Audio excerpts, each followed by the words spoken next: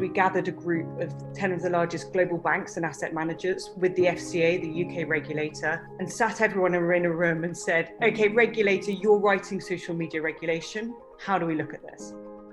Well, hi, everybody. Welcome to the content security section. I'm super excited to be with Catherine. Catherine is the CEO of DeepView. Catherine, thank you so much for taking the time to do this. I really appreciate it. Thank you, Carl. Good to be here. To give the audience, again, a little bit more context, we looked at well over 50 companies within the content security category. DeepView was one of the companies that really stood out to us, both on how they're helping enterprises really make sure that there's not going to be any data leaks that are really going to hurt them. And they have some really unique ways of doing so. And so we wrote about them in our report, and we're lucky enough to have Catherine join us to be able to share a little bit more details about what they're doing. So before we jump into questions, Catherine, you have a visual for us that helps at least get the audience a little bit of baseline of who is DeepView, and maybe you can add an introduction on top of that, and we'll dive in from there. Sound good? Sounds great. So, hi everyone. I'm Catherine Parry, the founder of DeepView, and here is our platform that I'm now going to share with you. You can see it's a single dashboard. The problem we were hearing time and time again as we were considering this company was, I've got many of my employees wanting to speak to the clients on WhatsApp, on WeChat, on LinkedIn Messenger, but because we're a regulated organization, we have to ban them. So they're not allowed to use these channels. Clients get hacked off because that's the best relationship that they've got on WhatsApp. Making it on email just doesn't do the same networking ability. And so this challenge kept arising. So what we decided to do was build a solution that an organization that was regulated by the Department of Justice, by FINMA, by the SEC, by the OCC, could have a platform that would allow their teams to use WhatsApp, WeChat, Telegram safely. We are the single platform that allows access for archiving to any channel. So even if we get a new Happy Tick channel tomorrow, and your employees or clients using it, no problem. We plug it into the platform and it's rolling. So what we can see here is ChatGuard. That's the name of the product. It's a license model that records the channels that are chats. So the solution is very simple. It's a basic archiving product. It's focused on privacy first. The benefit of us coming out of Europe is we learned GDPR inside and out. You can understand GDPR, we were doing okay with all the other privacy laws. So most importantly, the employees get to select what's work. So it means that the solution works on corporate devices, on personal devices, or even BYOD devices. So that's ChatGuard on the far left. There's also alerts to any project names that are sent on the channels that are to do with work the employee has selected to be recorded.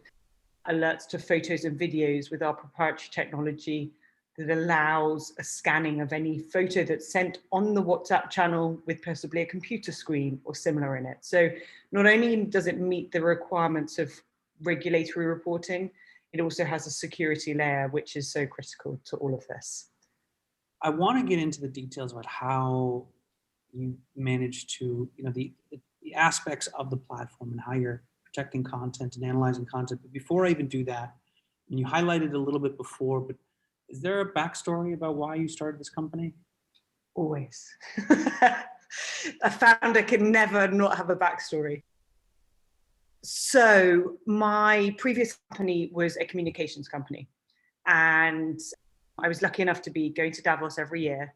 And many of the banks were saying, we want to use social media, but we're unable to because the requirements are so significant. So, okay, well, that doesn't make sense. And also, we don't understand where the regulation is going. And so what we did was we gathered a group of 10 of the largest global banks and asset managers with the FCA, the UK regulator, in the House of Lords in the UK, and sat everyone in a room and said, okay, regulator, you're writing social media regulation. Banks, we had compliance, security, and marketing teams there. You guys want to use social media, compliance need to meet regulations, security are worried about data leakage, marketing want to enable sales teams and enable marketing. How do we look at this? And what was coming back so clearly with that event, but then also latterly some of the conversations we had with other regulators across the world, primarily in the US, was that the regulation specifically on social media was almost irrelevant. What was really interesting was the turning point for email surveillance. So what happened when email surveillance became a big deal was when FINRA and the SEC were asked if email was considered written communication. They answered yes. So that was a turning point, that email was now going to be considered written communication and therefore apply all the regulatory standards that fall under the requirements of written communication. So the data record keeping requirements, the archiving requirements, and so on. As we're having these conversations, it's very clear that social media was beginning to go the way of email. And so that was why we built DeepView. And so we then spent the next 18 months studying global regulation, which is a fun task, privacy, data record keeping, and so on, to really put it into a melting pot and figure out what this platform needed to do. And the two problems that were coming out, one, photos leaking data and social engineers beginning to use these photos and videos to access organizations, because we all know about the solutions that look at text, but photos and videos are not being reviewed enough. And then latterly, chat channels probably being used to speak to clients, but shouldn't be used to speak to clients. And if someone's caught, do you fire them, or is it, and this kind of mess of a gray area. So we were like, right, why don't we use this as a chance to form a solution so people can use these channels and use it effectively? The birth of DeepView. It's incredible that you foresaw that coming, and this is where you felt as though you had to step up. And it feels like this space is such a huge mess where it's like what you can do, what you can't do. You know, should you be building or require your entire company use a different messaging tool, or, you know, because they have to, you know, be careful, etc. So it's really interesting approach. Now I want to backtrack a little bit on some of the things that you mentioned earlier and a couple different features of the platform. The first one is you have a huge focus on communication. And I'm just curious, how does this actual process work? Like, how are you able to track communication and know what types of communication are red flags or shouldn't be shared with customers or clients or on these channels? So with ChatGuard, the way it runs is an email will go out, or an e-learning campaign often will go out to, say, one of the big banks. They'll put it out, the HR team will put it out, and it will say, if anyone is using WhatsApp, WeChat, LinkedIn for work, either stop today, as our policy says, or let the surveillance team know and we'll set up a link so you can set up the recording. Now, the importance of that e-learning going through is, under all the regulatory requirements, the criminal liability, which regulators now have in the world, passes from the senior manager down into it's the responsibility of the individual. So it's a really important part of that. Now, because that's now happened, the requirement for the individual to sort it out is there, because of course the issues with policies is people don't really read them. At that point, the individual then receives a link to the platform. And this is usually like sales teams who have got often wealthy clients or similar on WhatsApp, and they need to keep it going. Or as we see in Asia, some of the regulators are on WeChat as well, and so on. So many of the clients want their WeChat systems recorded. If it's a corporate device, then we can install through a mobile iron or a similar app that's already on the phone. If it's a personal device, the user clicks on the link, and then literally they take a photo of a QR code that we provide on the link, and then all their chats pop up. And the user is responsible for selecting which chats are work. And the reason that's so important is because to maintain privacy, it's critical the employee selects what's work, always. And then once they've selected the main chats that are work, that's it, done. They can go back in and either remove conversations if they become no longer work, or select mute conversations if they do become work conversations. Really interesting. You know, I think this is one of the reasons why I was so interested in chatting with you, is related to this specific problem that you highlighted, which is we live in this weird area, especially now with the whole WhatsApp scandal, about, you know, privacy and communications with individuals, even within work, but then there's such an overlap between personal and professional life.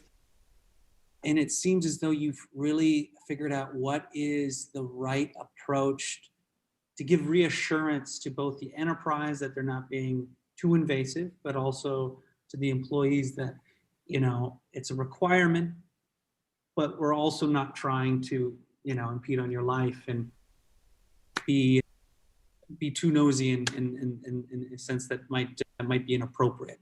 So it's really interesting that you have that capability to you allow them to choose. As you record a lot of the conversations that are, you know, specific to clients, how do you, you know, build up a system that is able to recognize what can be shared, what can't be shared? How do you train that data or that system? Is that an input from the employer, or you just already know and have built those standards across the board? So it's good question. So first and foremost, conversations are archived. Secondly, they're filtered. So we have two methodologies for this.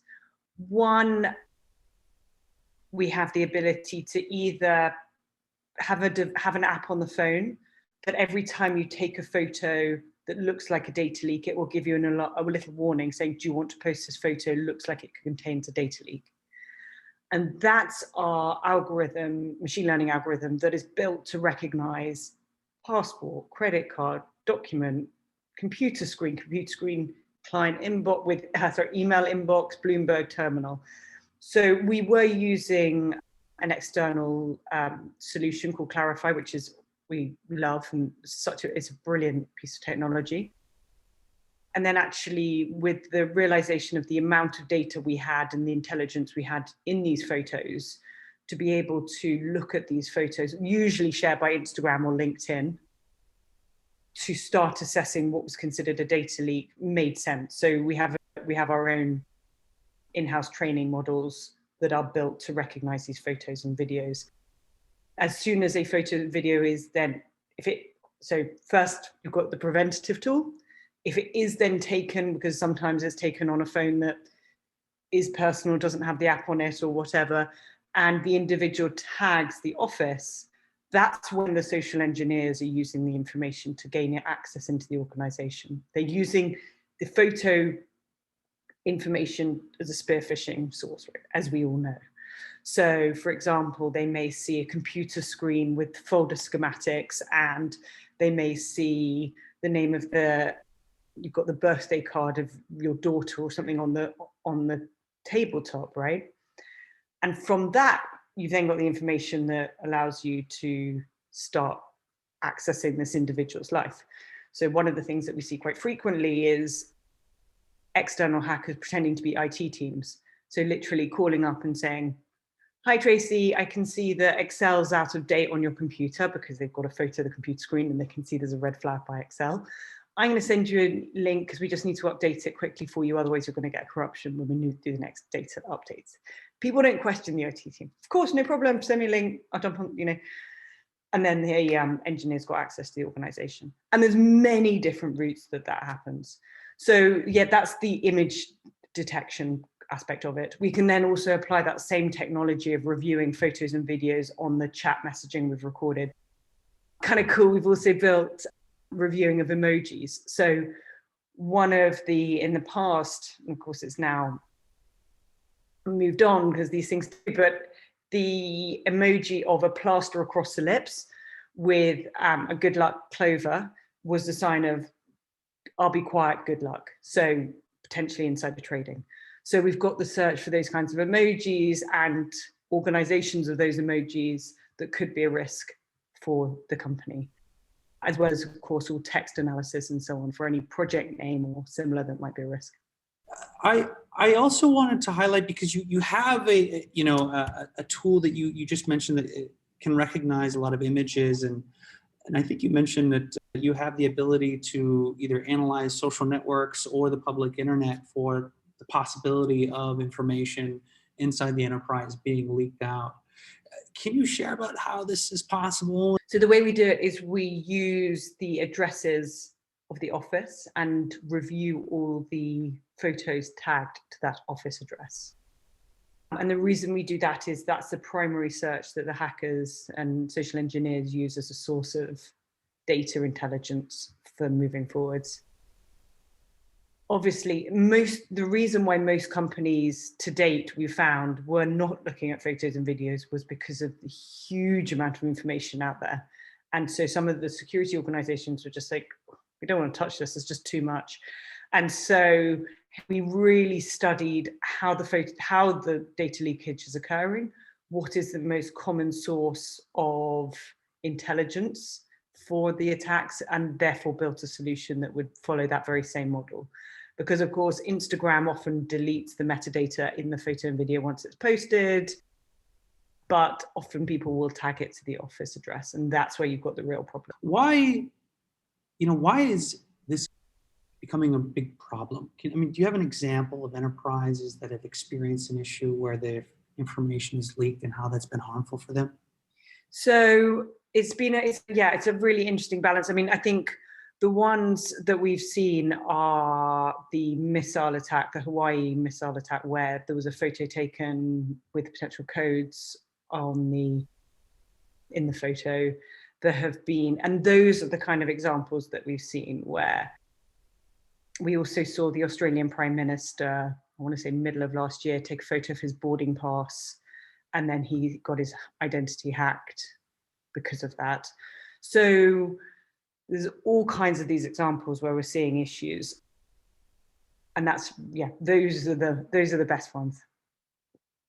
It's such a simple mistake sometimes, or you're just not even thinking about it. It's not going to go and leak out in certain ways, and it's knowing an enterprise that has 30,000 employees. How can you even manage this problem? And especially because the way it's often leaking is inadvertent. We're not talking about intentional data leakage here, right? We're talking about inadvertent. It's somebody's birthday, you take a photo in the office. Obviously you don't at the moment, but you will be again when we're back in the offices. There's your daughter's in the office, so you want to take a photo of your daughter because it's really cute. And we've seen so many, actually that's one of the biggest sources, is where the children are in the office and it's like hashtag next future trader or employee with whiteboards, employee names. Sorry.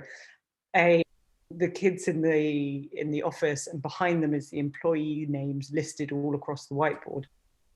We're also seeing it with people working from home. I think we're now looking at over 30 million posts on Instagram with the hashtag work from home. So we've got many examples where these photos contain computer screen and AR4, Citibank, Bank of America, you name it. These are big organizations that have got a lot of data out there that they probably their clients don't want out there, and it needs to be addressed. Really interesting. Well, I want to go back, and I just wanted to highlight back on the solution that you provide for communication channels. It's not just WhatsApp. I guess you can work with any communication channel. Basically, in essence, yes. And it's interesting because you talked at the very beginning about the problems that a lot of, especially regulated industries, face, and how they wanted to reach out, for example, customers or clients, or marketing team wants to reach out, they're unable to do with the channels that their customers or clients or partners are on. And it seems like there's a lot of people that push, well, you just have your own internal secure lockdown communication tool internally where only that information is shared, but it's hard for outward facing work. And it seems as though what's really interesting about your platform is you give an enterprise freedom and enables a lot of employees to have freedom, but without having to be afraid, and also without having to break rules, and also without having to end up in a situation where you have to go into lockdown because someone gave out nuclear codes, So it's really interesting how you've provided, I think, and from my perspective, flexibility. I'm just curious, you kind of highlighted it already a little bit from the examples that you provided, but what is the outlet that typically has the most data leaks or mistakes? Oh, good question. I'd probably say Instagram from what we see. Well, Instagram and LinkedIn. The people take photos of computer screens very prevalently on LinkedIn, usually under the premise of kids at work, future trader, and your kids at work. So I'd say it's a balance between Instagram and LinkedIn that we see the data leak source. Interesting. I guess I could see that it would make sense. It seems like without even thinking about it, you don't even notice these things in the background when you take a picture. Yeah, and I think also people are less, often we will accept invites from people that maybe we don't know. And sometimes those can be bots or people that are phishing. And so that then creates an exfiltration of data that we have no idea about. You talked about the importance of education, especially for the enterprise, to their employees when using solutions like this. Not only why it's important, but also the usage so that they don't get afraid or freak out. Do you ever find any backlash or resistance at all? Or does this actually end up becoming a really big issue internally? Or how does that? It's a really good question. It's very interesting. Like often we'll see from the big banks or financial institutions, the individuals responsible for these areas are highly concerned about privacy and worried that their staff won't want it because of privacy. But then we speak to the sales teams and they're like, we know how to manage our privacy. We know how to select the channels that mean that we're using this work. Why are you blocking of this because of privacy? So what's been really interesting is I think the really exciting thing about our generation is we know how to manage, well, at best. We see so many these situations where we accept terms and conditions we're not quite clear of and so on. But with this product, individuals know what they're letting the organization see and record. They are selecting the channels very carefully. Those channels are then recorded for work, and it's a very simple process. And so it's been a really interesting learning curve of kind of often of like, okay, so I completely hear why you don't want to allow WhatsApp or WeChat because of the reasons of privacy and so on. But maybe you could just ask someone in your sales team, or maybe you could just, and often then it spills out. Okay, yeah, actually, we do know we're speaking to a regulator on WeChat, and we do realize that one of our highest paying clients is on WhatsApp and they just won't email us ever, and it's really difficult. And so that's the ball that starts rolling. And I really think now, obviously, we've got the Biden administration in, and excitingly, Janet Yellen in the position she's in as Treasury Secretary, financial regulation is going to be a critical part of their agenda, and making sure that data leakage meeting the record keeping requirements is occurring it's going to be high on their focus list. And so really that's why we are just working as hard as we can, helping our clients who are regulators. We look after some regulators as well as large big banks, as well as some of the smaller financial organizations, really in kind of, and we do say that our job here is to help you use social media safely. Just get in touch, let us know how we can help. We'll do a review with you and we'll sort it out so that we can get your people on the channels they need safely, rather than making it the black market technology where they're using WhatsApp and so on. And they should be. Allow them to do it safely so that you can monitor it. Don't push it into the sidelines where you can't monitor it, because that's going to come out. Yeah, I mean, it makes sense. I feel like even whether these enterprises want to admit it or not, I'm pretty sure a handful of their employees are still going to be using these communication channels, even if they are not supposed to. I want to shift gears a slightly bit away from the product. And I'm just curious, what is that business model? Like, how does that relationship with your customers work with today? So for smaller organizations, we have like a basic package, which on ChatGuard, we just set up based on the number of users that want to use the channel and which channels they want. But it's basically a very simple license model. And it can be as short, we do free trials for all our clients so they can try it out, see how it works, see how the technology works in the team across ImageGuard and ChatGuard. And then this is through up to the larger, much bigger banks where we really look after the FTSE 10. So the large organizations where with a similar model, but of course they've got many more people. They've got a much greater spread. You've got across geographies, you've got across departments. So the internal messaging, because a lot of our platform has like parts of it, you've got a user agreement, for example. So there's the ability to personalize that so it meets all the department requirements and the local geography requirements. And that's it. But very simple to deploy. We've got it down. We're really chuffed. We've got it down to between 60 and 190 seconds to onboard the WhatsApp recording.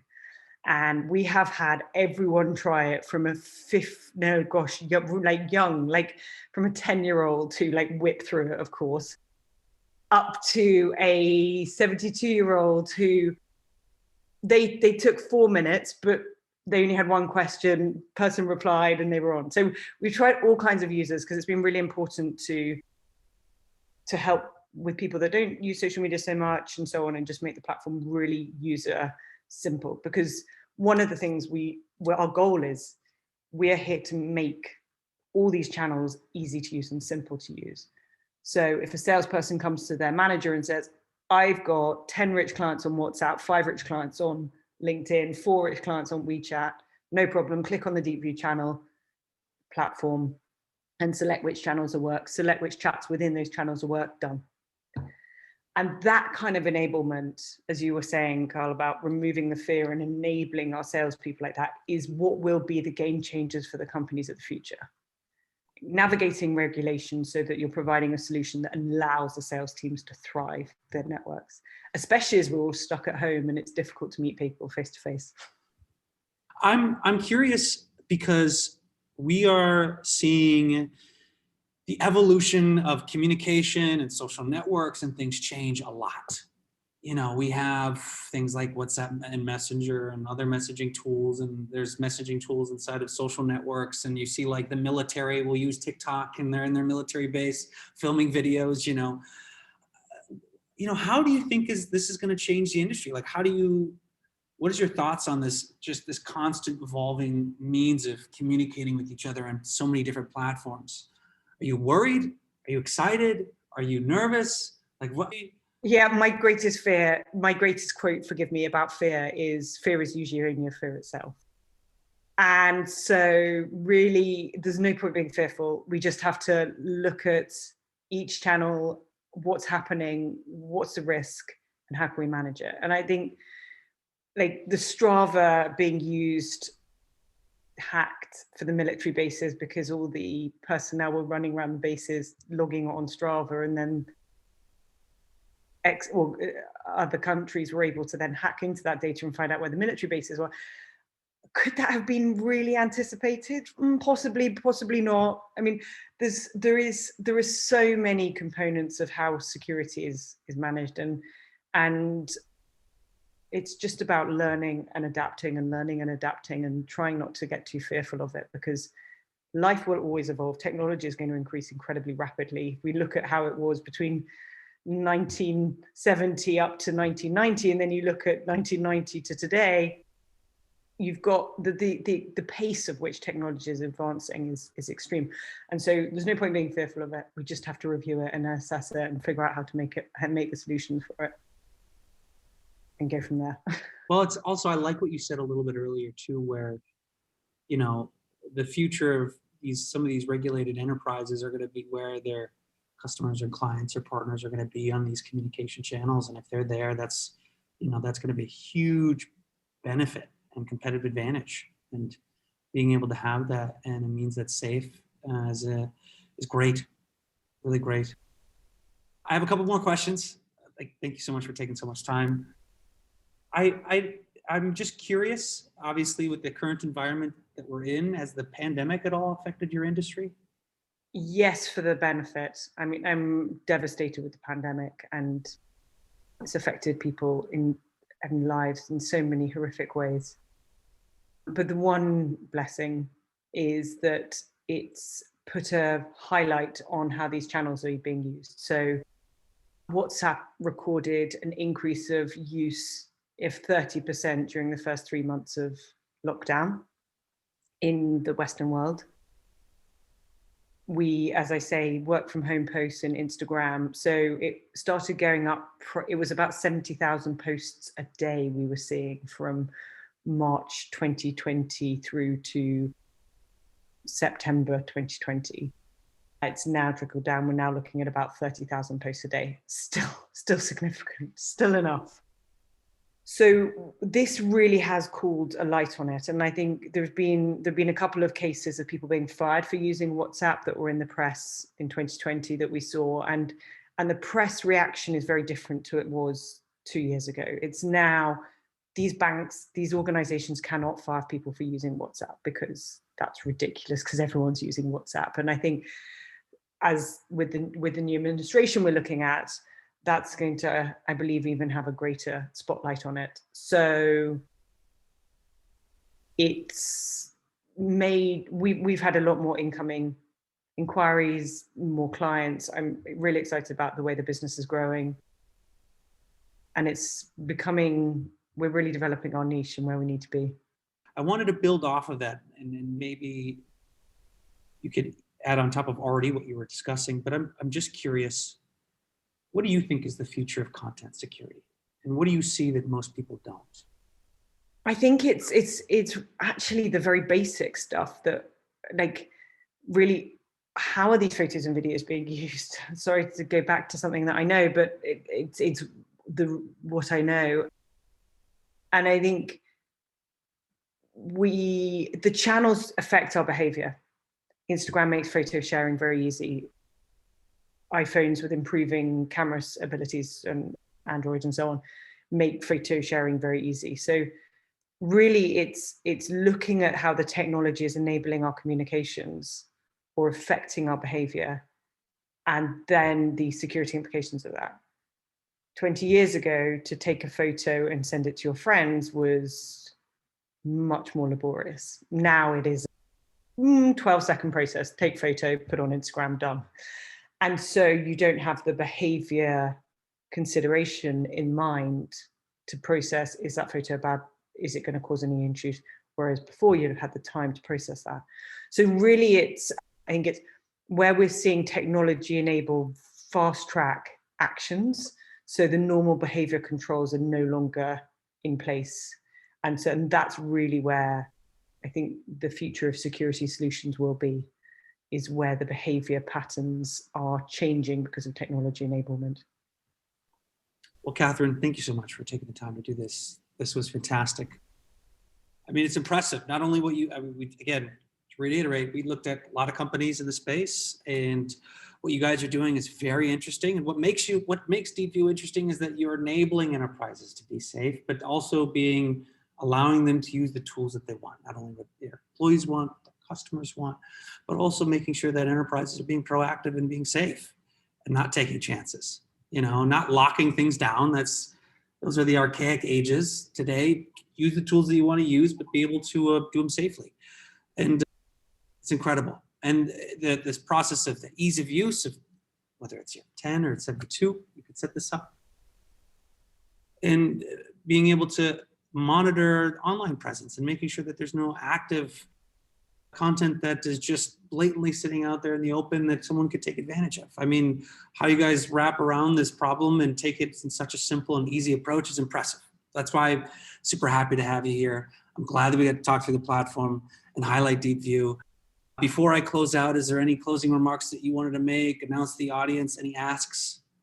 Good question. Okay, so we are closing a fundraise, so that's good news.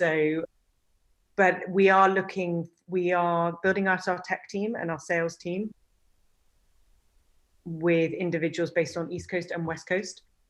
Really, this team works efficiently. So if you enjoy delivering results, getting stuff done and being part of a proper startup, and you feel that people feel that they have a particular interest in what we're doing at DeepView. Awesome. Catherine, again, thank you so much for your time. I really appreciate it. Good to speak, Carl. Thank you.